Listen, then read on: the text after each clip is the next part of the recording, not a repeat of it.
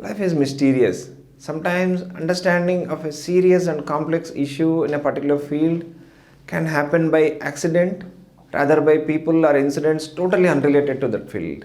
This understanding can sometimes be so profound that reading thousand books or teachings of the best possible teachers in that particular field cannot match with the clarity of understanding you got from these incidents. We have been in medical research for a while.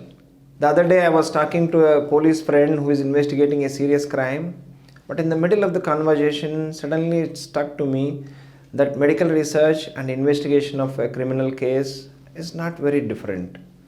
The kind of problems, the kind of challenges faced by a medical researcher and an investigator of a crime are almost similar. Sounds crazy? Let's have a look at this interesting story. There's a guy called Biffin who used to have a crush on this beautiful girl who used to work for the bank.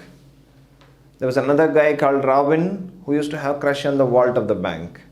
Both of them meticulously used to visit the bank every day to test their fortunes.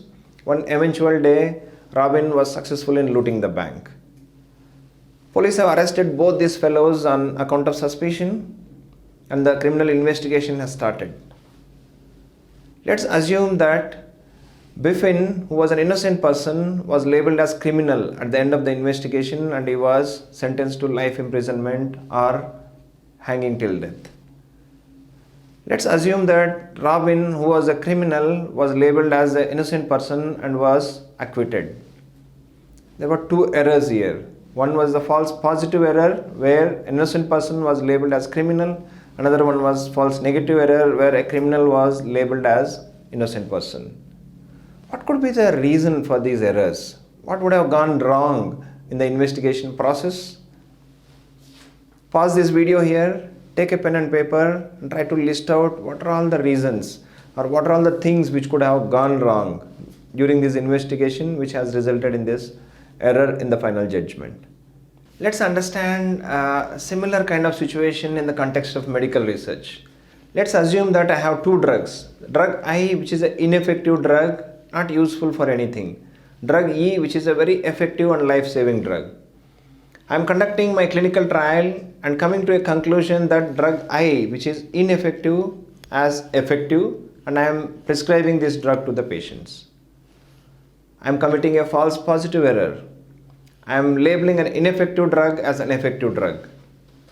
In the other scenario, drug which is very effective, I am failing to recognize its effectiveness and I am labeling it as ineffective drug and I am not allowing it for the clinical use. That is a false negative error I am committing. Again, take your pen and paper and think of what can be the reason. What would have gone wrong in the investigation process which is leading to this error in my final conclusion. If you have a comprehensive list of reasons listed for these two scenarios, you are now ready to understand the most critical aspect of biomedical research. What are the sources of errors in biomedical research and how can we avoid them or minimize them? What are all the skills you need to acquire to emerge as a good researcher and conduct a good research with very minimal probability of these errors. Having a good companion is vital for a smooth and enjoyable research journey. Even though you have so many tools available in the market for research, the journey with CoGuide is very simple, fun and exciting, of high scientific standards and can have real boost on your research career and also your clinical practice. So what are you waiting for? Log into coguide.in today, invite all your friends and colleagues, keep abreast with all the biomedical research developments across the globe by logging onto our social media platforms.